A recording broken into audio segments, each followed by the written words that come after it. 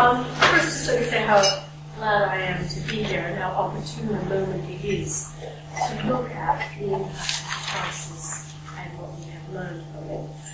I won't spend too much time talking about the narrow impact of the crisis, and I think Burke has given a good overview of what happened. And I'll focus a little bit on what has been the impact on some of the countries that did their nose best. But I'll spend most of my time talking about the taking of action, and particularly what are the immediate short-term actions that were taken to cope with the crisis, and what are the longer-term structural issues that the crisis has raised for development, and what lessons we can learn from the results so far. It's important to say, though, that we are still going to do it, so to speak. So drawing lessons is rather early. Of course, we have to do deep lesson learning to the historians. But I think even at this stage, we can say a bit, particularly comparing the reaction and the response to this crisis relative to other crises that we face. So let me start with taking stock of the impact. Clearly, the impact on growth of developing countries has been significantly negative. If you take out India and China, the latest World Bank estimates for growth in developing countries are, for this year, minus 1.6%.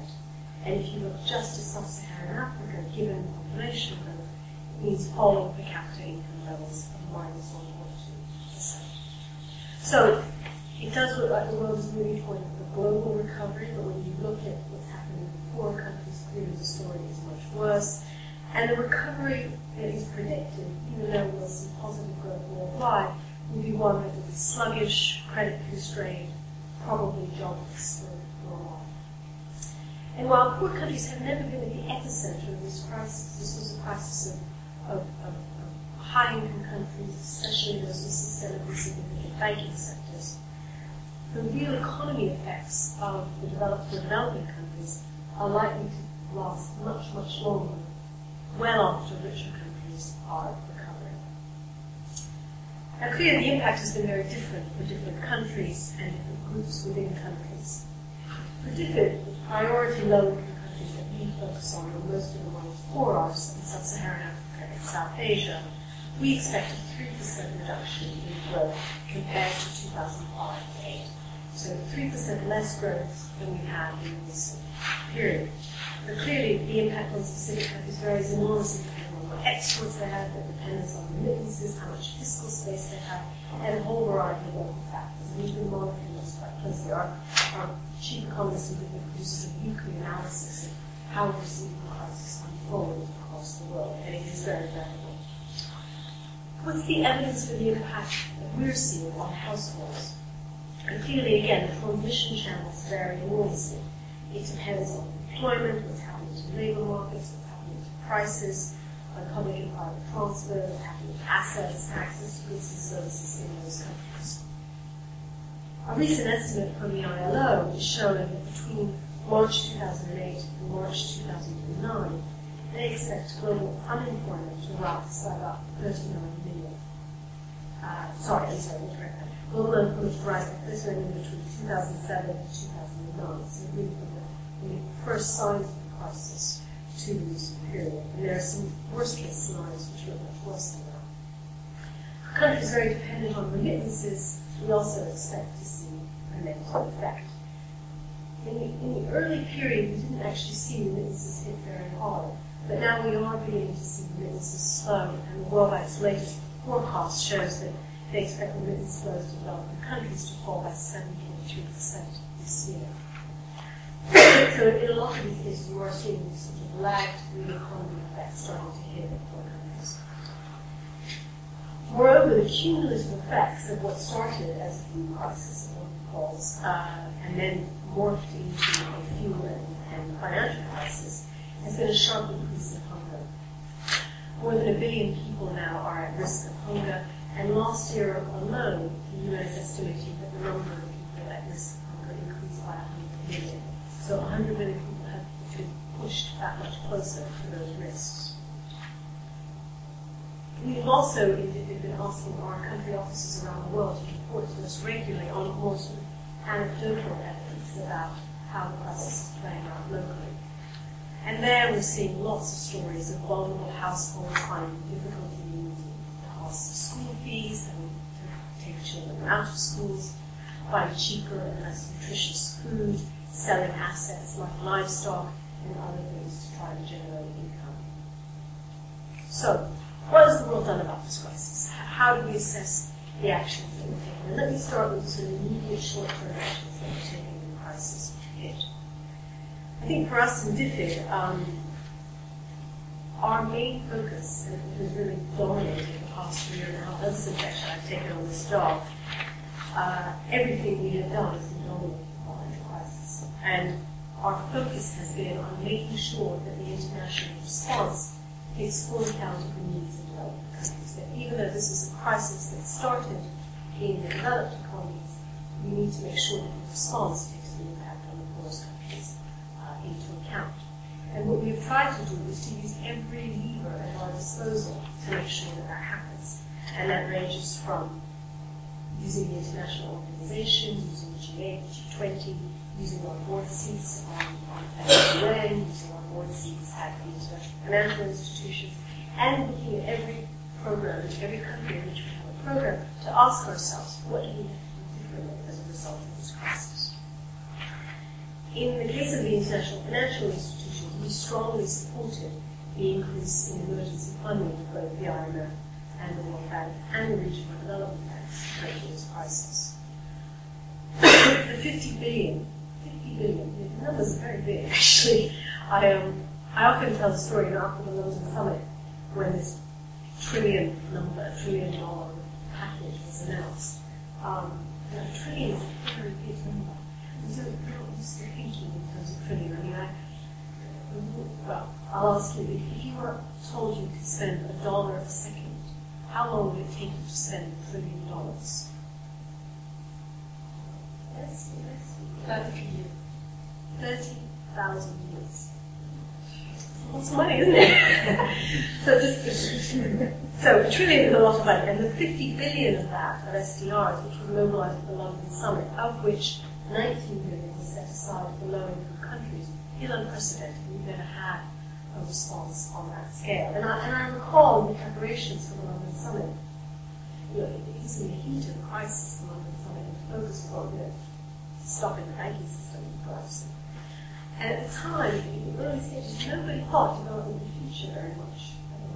When you actually read the communique, the concerns and the interests of developing countries are right throughout that document. I think that's a real achievement.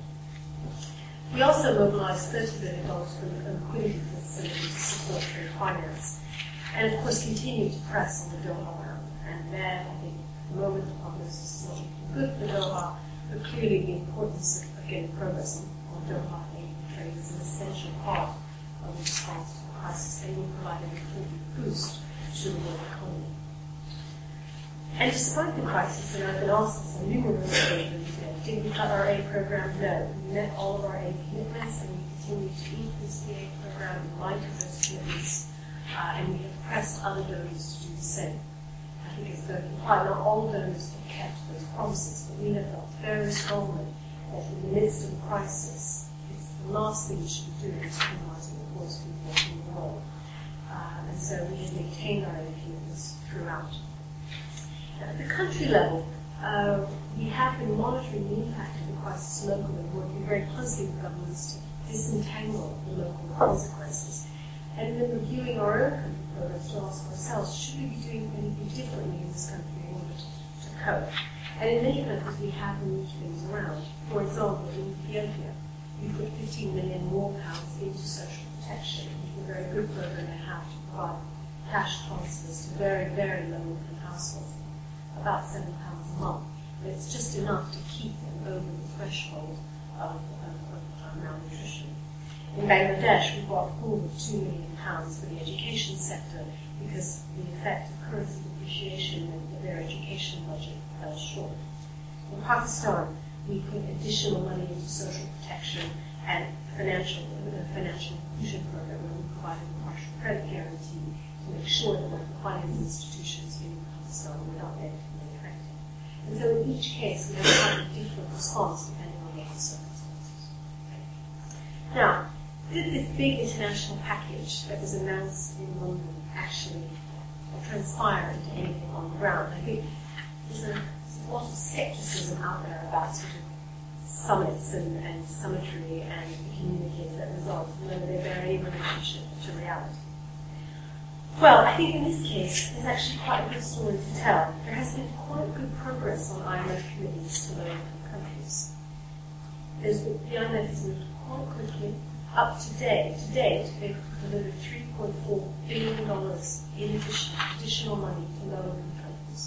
That's nearly 6 times what they were doing before the crisis. So they've given low-income countries 6 times more money than they were before.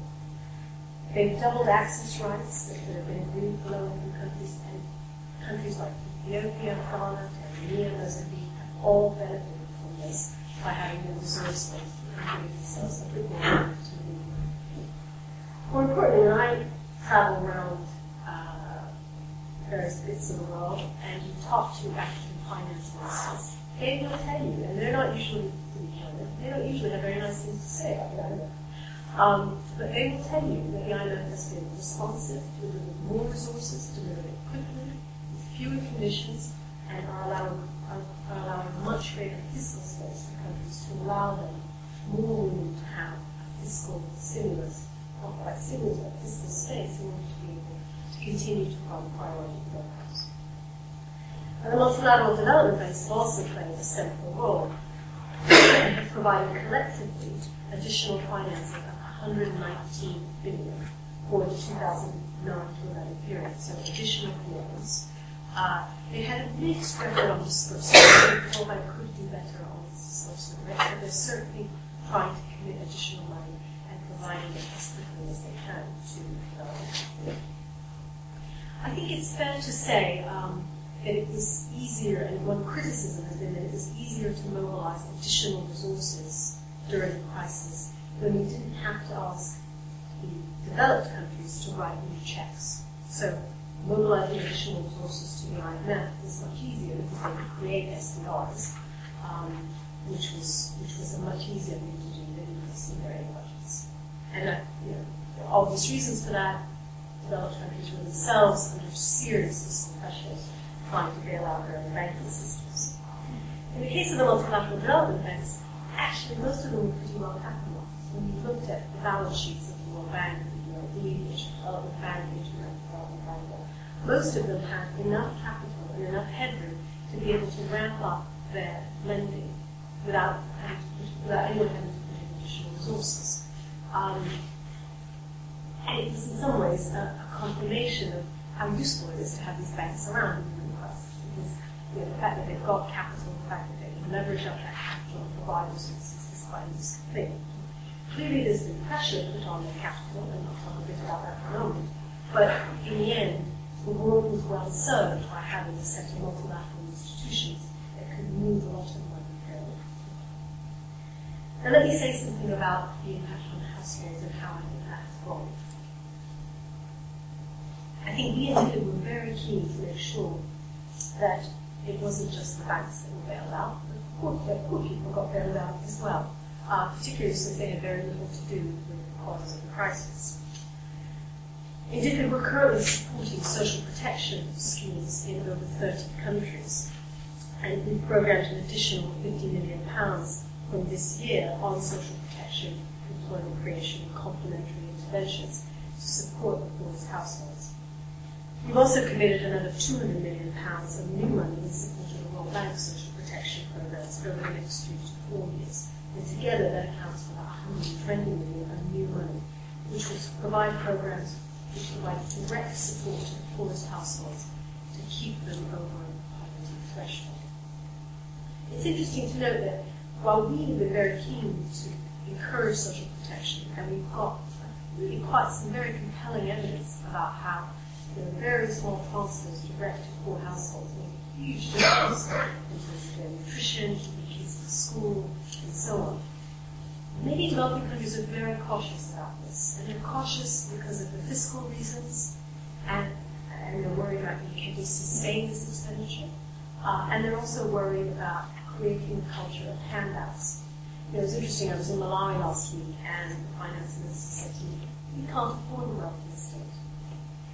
And so one has to work with that and try, at least in our case, when we do these programs, make long-term commitments of at least 10 years so that ministries of finance can feel comfortable that we will be there providing these programs for a long time until their economies can sustain themselves. Now let me say a few words about the longer-term response and what the crisis has raised as some of the longer-term structural issues that we face. And clearly, although this was not a crisis of development, it showed that the development architecture as currently constructed cannot cope with a crisis, cannot cope easily or well with a crisis at this stage. Although I think overall the response has been actually quite good. One clear issue that emerged as a longer-term lesson is the issue of global imbalances. And the Prime Minister has produced a chair's review which will be submitted at Pittsburgh, which looks at this question of global imbalance, which was a key driver of the crisis, the huge rise of reserves in Asia, the US's own huge trade deficit and balance payments deficit, which resulted in indebtedness and so on and so on. And clearly we wanted to make sure that that discussion of global imbalances included the views of developing countries. So we held consultation events with officials from developing countries here in London and in Sierra Leone to ask their views on what their diagnosis was of this problem. And what they identified was that, yes, global imbalances were a big issue, but from their perspective, what the international architecture was missing was a place where low-income countries could go in a crisis where resources were provided flexibly and at scale to meet the needs of the worst effects of the crisis on the basis of need, not on the basis of performance. So as you probably know, the World Bank and the Multilateral Development Banks allocate resources and their access to concessional resources based often on what the country need and its performance. And performance gets quite a big weight on what the policies are. But actually, even during a crisis, it's really more about making sure that the most effective have some sort of address. The review also raises issues about macroeconomic coordination and the role of the IMF, and these are all issues that are going to be tabled and will be tabled at this point. The other longer-term issue is, of course, reform of the international financial institutions. And the crisis showed that the current institutions of governance and of managing the crisis are not particularly well suited to the current situation. And in particular, increasing the role of the international financial institutions in a crisis like this cannot be very effective unless they are seen as legitimate representatives of the global economy. And so the issue of voting and shares and who has voice and who runs the international financial institutions is a longer-term issue that this crisis has brought to the fore. I think our view is that when you ask the issue of voice appropriately, let's see, water. That the issue of voice and who runs the balance of power in the international financial system must reflect the reality of the world economy, but that you must address that issue alongside issues of capital of those institutions and the governance of those institutions. And I think over the months ahead, there will be a very big international debate about what shareholding of the institutions should be. Do they have enough capital or not? How should they be governed? How should their internal governance work? And so that huge reform agenda, which has been simmering away for many, many years, has gotten renewed vigor, I think, as a result of the crisis. And the issue of global governance in other domains will also be hotly debated in the period ahead as a result of the crisis. The G20, which was plucked out of obscurity after having been fairly useful as an institution during the East Asian crisis, has got a second life, and it is quite possible that it will become a much more important fixture in the international architecture if it proves a useful forum for getting us through this crisis. And no doubt this will have spillovers for a whole array of global governance issues like on the UN, global trade, financial flows, development, and climate change. All of those issues about how we run the world will clearly be up for grabs. Let me move on to the other longer-term issue, which is the issue of whether we need a global safety net. There are many who are calling for a global social protection floor, that the world as rich as it is today should be able to provide people an absolute minimum threshold.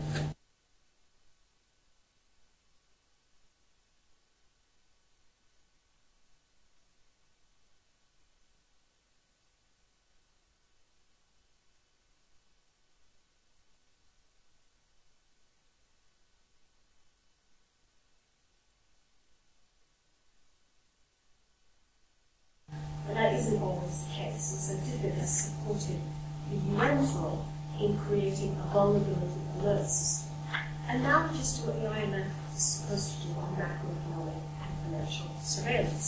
So just like IMF should be saying, pulling the alarm bell when countries are about to go into financial instability and cause systemic risk to the global economy, the UN should be pulling an alarm bell when poverty and vulnerability in certain parts of the world are at risk.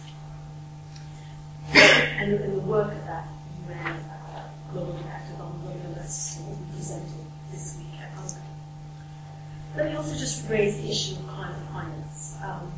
Now, obviously, the climate was not part of this global financial crisis, but if you talk to an external, he often says, this global economic crisis is very serious. But the climate crisis is even more serious.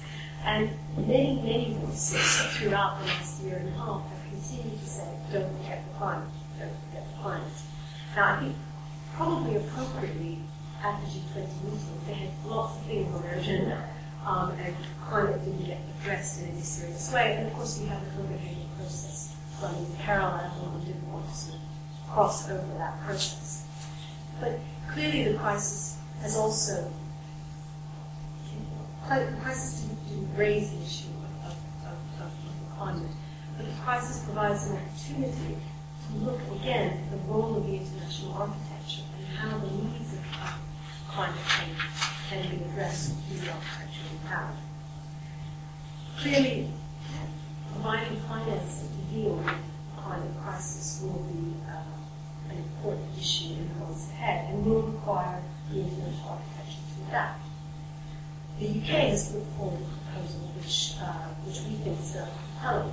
If you look at the financing needs for climate dealing, they are roughly going to be about $100 billion by 2012. We think about $50 billion of that can come from the carbon market, and about $50 billion of that is to come from additional financing for adaptation. And we think that only 10% of that should count as additional development assistance, and the rest of it should be additional. Now, I think we're the first country in the world to put a concrete offer like that on the table. There will be lots of debate about that issue, but then figuring out where that money comes from, what are the mechanisms through which it's transmitted, how are those investments going to be made in developing countries, who's going to choose, who's going to oversee regulation of the carbon market. There's a whole set of issues that come to the fore, which again, once ahead, this crisis will provide us. This crisis will force us to try and address those issues. Let me try and draw some conclusions then. Clearly, developing countries probably felt the brunt of this crisis more than any other, because they were poor, but also because they were more vulnerable, and because the impacts of them are being felt in a really common sense now. I think the international response was pretty robust, actually, and arguably bigger and faster and more comprehensive than in any past crisis that I have seen. The crisis revealed that there were gaps in the international system's financial and aid architecture, such as the one I mentioned about low-income countries not having a clear crisis response facility that they can go to, which we're now looking at creating at the World Bank. It also revealed risks around having an absence of safety nets in the poorest countries, and the need to think about how to protect the most vulnerable, and a growing acceptance that we probably need some kind of world. Now, the international system is actually working to address the gaps that the crisis reveals through the G20, the IMF, and the World Bank annual meetings, and the boards of the multilateral development institutions and the UN. In my experience, the international financial and aid architecture is evolutionary, not revolutionary. A colleague of mine often puts up a picture of lots of dinosaurs. Really, what is the IMF, and what is the World Bank, and what is the G7, and what is the G3, or the G3, I don't know. And when you look at how these institutions have evolved over time, each crisis resulting in them morphing, developing new roles and new instruments. In many ways, this shock is a little bit like the Ice Age. It's massive, it's fundamental, and there will be huge changes to the international financial aid architecture, and it will take many years for these creatures to adapt to these changes. I think just one final note I'll say is that as that adaptation takes place, it will be very important not to risk fighting yesterday's war. It's important that we respond to the challenges of tomorrow, not yesterday. I'll just give you one example. One consequence of the East Asian crisis in the 1990s was that many countries in East Asia took away the lesson of we don't ever want that to happen again, and we're going to accumulate huge reserves to make sure that we're never vulnerable to those kind of balance of payment shocks again. And those huge reserves that they accumulated were the nucleus and sowed the seeds of the crisis we're in today. And that's quite an important lesson, actually. And so, as you redesign the world's ability to cope with such crises, it's very important to make sure that you redesign it for the world we will be in the future. And none of us have perfect foresight and know exactly what that world will look like. But to be robust to many, many scenarios of what the world could be, rather than trying to respond to the very specific crisis which we are still in the midst of. Many thanks.